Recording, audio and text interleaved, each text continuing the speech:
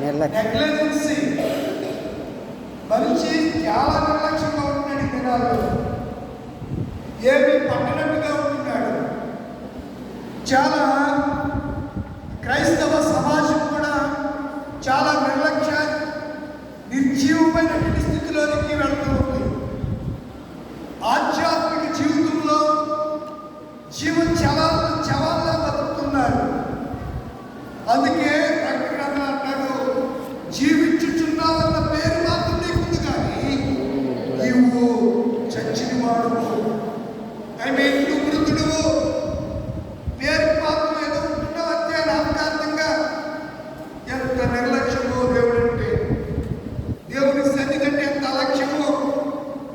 ప్రియమైన దేవుని పిల్లలారా, ప్రత్యేక దినాన్ని మనము 8వ రోజు ఈ సినిమా సువార్త జాగృతిలో నిర్లక్ష్యం అనే ఒక అంశాన్ని మనకి ఇవ్వబడింది. 3 పాటల ఆధారంగా దాన్ని మనం ధ్యానం చేస్తూ ఉన్నాము.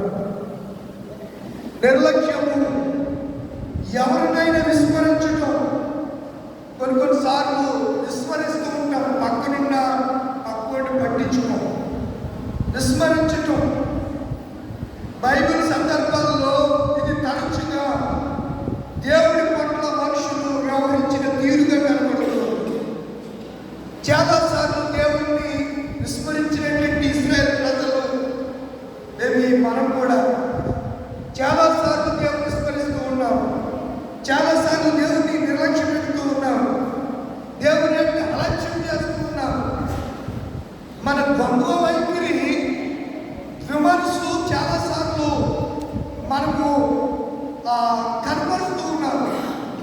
విమర్శ అంటే 2 మనసులు ఏదో ఒక తలంపు కలిగి ఉన్నట్లా, మెదడంత బుర్రంతా ఏయో ఆలోచనలు, ఏయో తలంపు, ఏయో కోరికలు.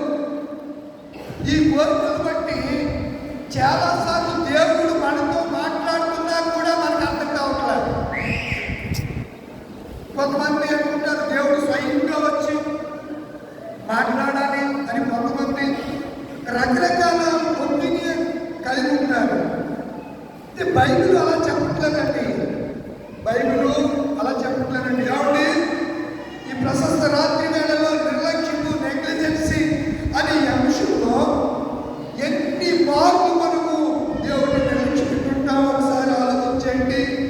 అందుకంటున్నాడు ఆయన, భూదిగంత నివాసులారా నా వైపు చూచి రక్షణ పొందండి అనే మాటను మనం పరిశుద్ధంలో చూడగలుగుతాం. యెషయా 55 ఒకసారి, యెషయా 55,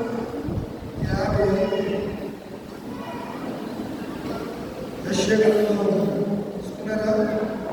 చదవని లేఖనంలో అద్భుతమైనటువంటి మాటలు మీ దృష్టికి నేను తీసుకురావడానికి నేను ఇష్టపడుతున్నాను.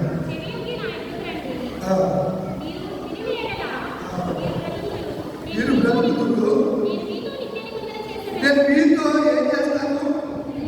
నిత్య నిబంధన చేస్తాను.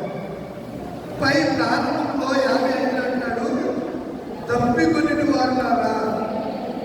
ఏంటి తప్పిక? మనకు చాలా తప్పికలు ఉంటాయి. తాగేస్తే ఏం తాగాలి? నీరు తాగాలి. కానీ తాగితే ఇప్పుడు తెగ తాగేస్తారు థమ్సప్. అందుకని థమ్సప్ బాటిల్ చూస్తే బ్లాక్ కలర్లోకి వచ్చేసింది. అలా ఉండదు అది. కొంచెం డార్క్గా అంటే మీకు ఉక్కుపొడి కలర్ తెలుసు కదా, ఏమంటుందండి, పర్పుల్, అలాంటి కలర్లో ఉండేది ఇంతవరకు థమ్సప్. ఇప్పుడు ఎలా ఉంది? బాగా తిక్కు బ్లాక్లో వచ్చేసింది. ఏం టేస్ట్ ఇట్లా అయినా తెగ తాగేస్తారు. 70 రూపాయలకి 2 రేట్ల నడుస్తుంది. తెలుగులో చెప్పాలంటే 2.5 వచ్చేస్తుంది కదా.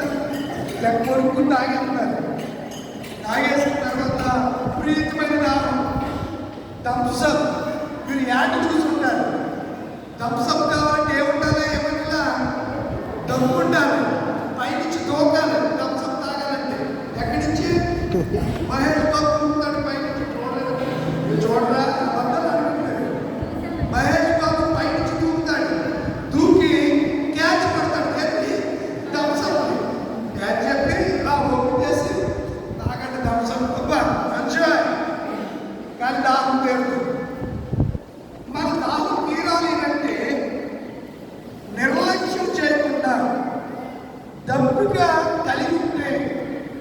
మంచినీళ్ళు ఎలా తాగుతామో మన ఆత్మకు దాహం వస్తూ ఉండాలి.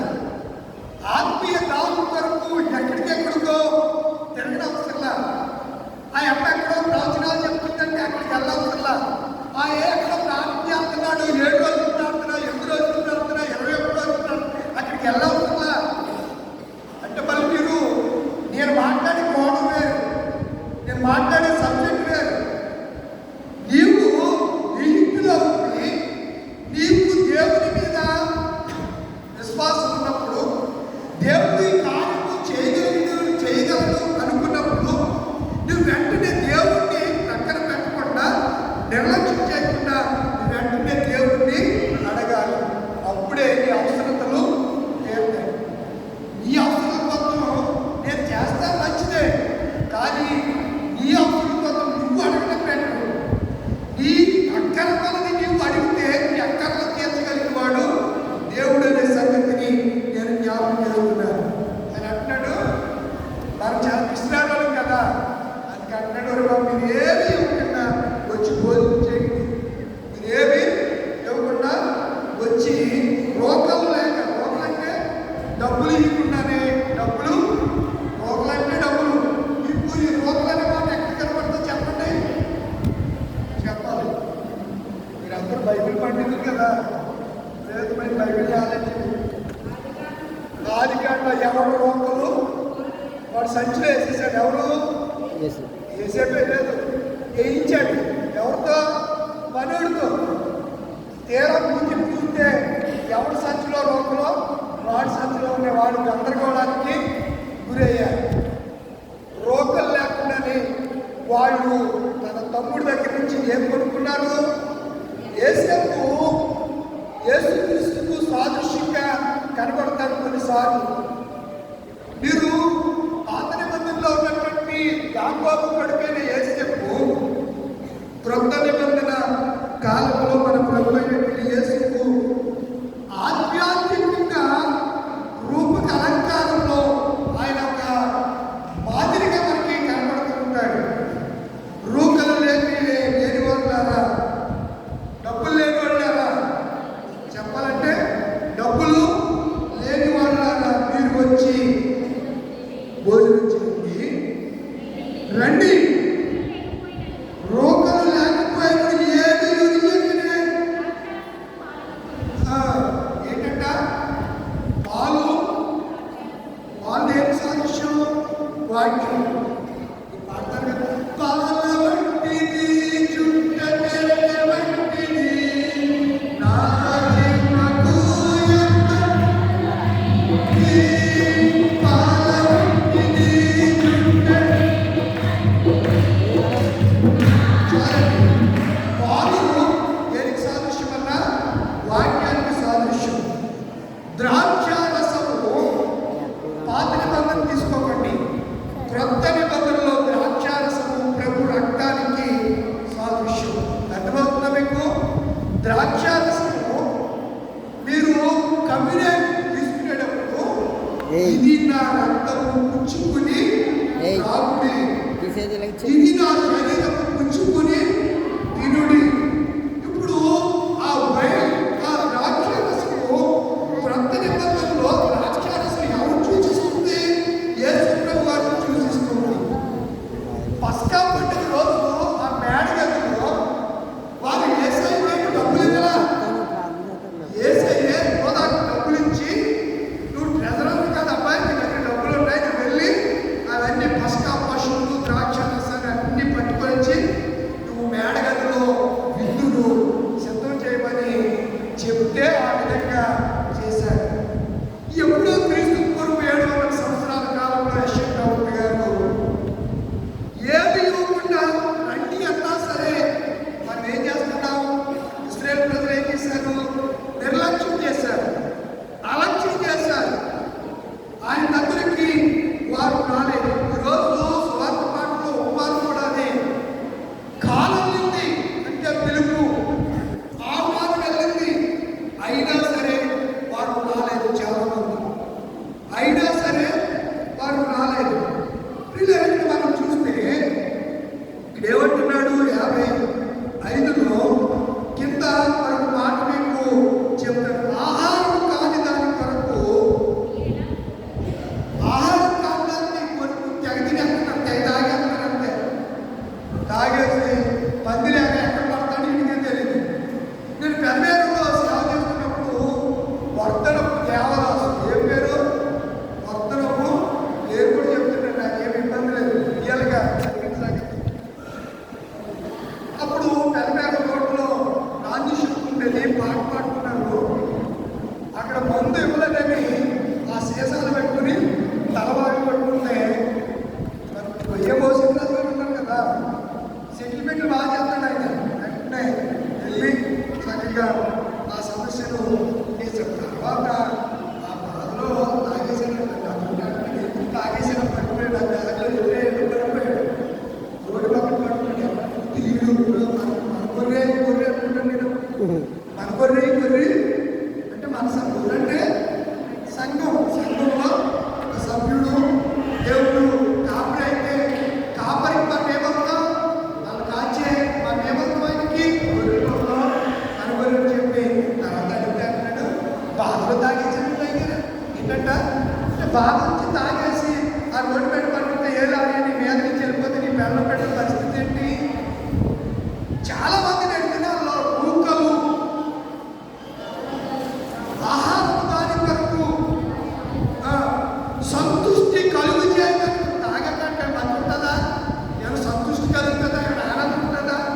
సంతృష్టి కలుగు చేయడానికి కొరకు ఎలా మీ కష్టార్జితాన్ని ఎందుకు ఏపరుచుకుంటారు, ఎందుకు పాటు చేసుకుంటారు? తాపి పనికి వెళ్తారు, రోజుకి 1000 రూపాయలు తెచ్చుకుంటాడు, 500 తాగేస్తారు. నీకు బతుకుంటే వీడు ఎప్పుడు మాట్లాడి ఇంకా. అందుకే అక్కడ అన్నాడు, ఇలా రానోళ్ళందరికీ అది అక్కడ అగ్ని కూడా అక్కడ ఏడుపు మీరు చదివారు కదా, ఇలా స్వార్థ పాఠంలో ఉన్న మాట్లాడితే అయ్యే సరే కదా. అయితే ఇంకో మాట చెప్పాడు, నా మాట జాగ్రత్తగా ఆలకించి మంచి పదార్థములు, మంచి పదార్థాలు ఎక్కడ దొరుకుతాయి? కాస్ట్లీ ఫుడ్ ఎక్కడ దొరుకుతుంది? అభిరుచి హోటల్లో దొరుకుతుందా? చంద్రికలనా? చంద్రిక పేరంత పడిపోయింది, ఎవరికైనా చచ్చిపోతుంది. అందుకని మొత్తం అది కాబట్టి ఆ వ్యాపారం మొత్తం ఏరిపోయింది. ఆలోచించండి, ఇక్కడ అంటున్నాడు కదా, ఎందుకు మీరు ఇలాగా చేస్తున్నారని. నా మాట జాగ్రత్తగా మంచి పదార్థాలు కూర్చండి, మీ ప్రాణము సారవంతమైన దాని యందు సుఖపడకుడి అని చెప్పి ఇప్పుడు అంశంకి వస్తున్నాం. చెవి ఎక్కి నా యందుకు రండి, మీరు విని ఎలా. అప్పుడు ఆయన ఏం చేస్తాడు? నిబంధన. ఏం చేస్తాడైనా నిబంధన. అది ఏదో ఓ రోజు ఉండే నిబంధన, 2 రోజులు ఉండే నిబంధన కాదు, నిత్య నిబంధన. ఆవిడ 2 రోజులు దాంతో నిబంధన చేసి కష్టమైన వ్యాధి ఆవిడ మా మిస్సెస్ ఆ 2 రోజుని చెప్పింది నాతో, వ్యాధి నేను చెప్పాను అనుకోండి, చెప్పలేదు అనలేదు, నేను చెప్పాను. ఆవిడ నాతో చెప్పాను, వ్యాధి ఎందుకు, కష్టమందులు, బాధ ఎందుకు, సుఖమునందులు, దుఃఖమందులు ఎవరిని ఎడబాయకుండా ఈతోనే కాపురం చేయమని మాస్టర్ గారు అంటే మా ఆవిడ మరి ఏమనుకుందో, కాపురం ఈదుతో అంటున్నానేసి కాపురం చేయమంటే ఆయన చోకలో మాస్టర్ గారు మరి ఎవరితో చేద్దామమ్మా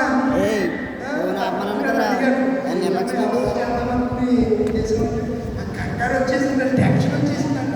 ఏంటి ఇంటికాడ వచ్చేసింది, అందరికి తెలిసినే దాడుకుని వచ్చాక అప్పుడు అలాగే ఉంటుంది, అప్పుడు టెన్షన్ అలాగే ఉంటుంది. ఎందుకు ఈ విషయం చెప్తున్నానంటే మన నిబంధన కొంతకాలం ఉంటుంది, కానీ దేవుడు మనతో చేసే నిబంధన నిత్యమైనది. ఆకాశము భూమి ఉన్నంత వరకు ఆ నిబంధన అలాగే ఉంటారు. కలిగిన ప్రియమైనటువంటి దేవుడి పిల్లలారా, ఈ నిబంధన గురించి ఒక మాట మీకు నేను జ్ఞాపకం చేయబడుతున్నాను. చూడండి, పరిశుద్ధ గ్రంథంలో నుంచి ఒక మాట జ్ఞాపకం చేయబడుతున్నాను.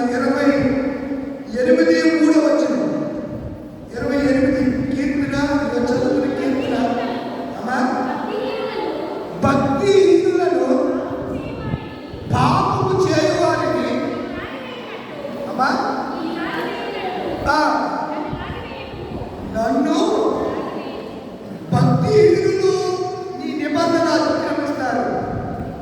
భక్తిహీనుల్ని నువ్వు ఏం చేస్తావు రాగి వేస్తావు. ఓ ప్రభువా, అలాంటి పరిస్థితి నాకు రానివ్వకండి దావీదు ప్రార్థన చేస్తే, దావీదు ప్రార్థనకు జవాబు ఏమంటున్నాడు ఇక్కడ చూడండి. 55 దావీదులకు చూపిన శాశ్వత కృపను మేము చూపుదును. దావీదుకు ఎలాంటి కృప చూపించాడంట? ప్రభుని ఇంగ్లీష్లో గ్రేస్ అంటారు. గ్రేస్. మీరు 10th క్లాస్లో మనకు గ్రేస్ మార్క్స్ అని ఉంటాయి.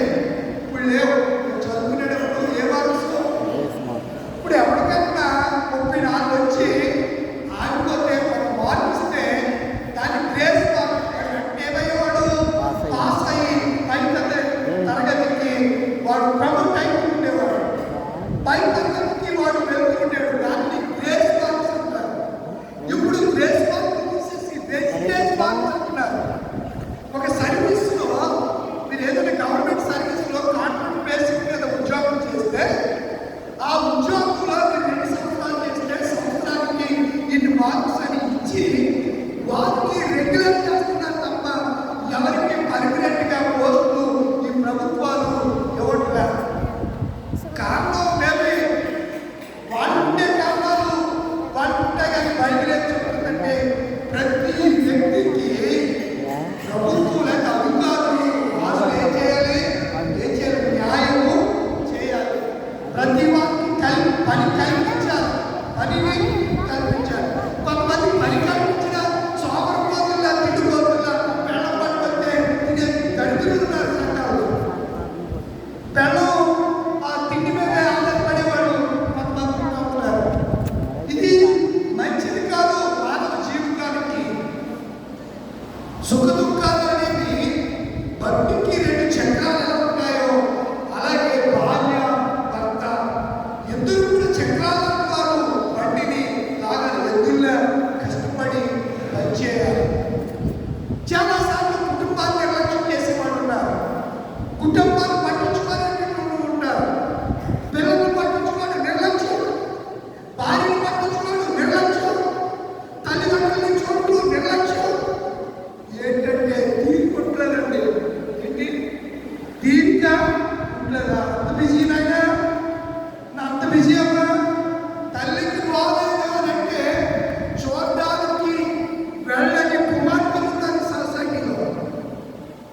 ఏమంటే ఆయన అవ్వద్దన్నాడు. ఆడి అవ్వద్దంటే నీ తల్లి కదా, నీ తల్లి కదా, నీ కన్న తల్లి అవకాశాలు నిన్ను మోసి పురుటినప్పుడు భరించింది నువ్వు భూమి మీద తెచ్చిన నీ తల్లి కదా. ఆమె పిండాలని రక్తంగా మార్చి గర్భంలో నీకు ఇవ్వకపోతే నువ్వు నేను ఈరోజు ఈ శరీరంలో ఉంటావా? తల్లిదండ్రులంటే నిర్లక్ష్యం 2 వైపులో ఉన్నాయి. నీ తండ్రిని నీ తల్లిని నిర్లక్ష్యం పెట్టేవాడు శాపగ్రస్తులని బైబిల్లో ఉంది. నా ప్రభునందు నా ప్రియమైనటువంటి దేవుని పిల్లలారా,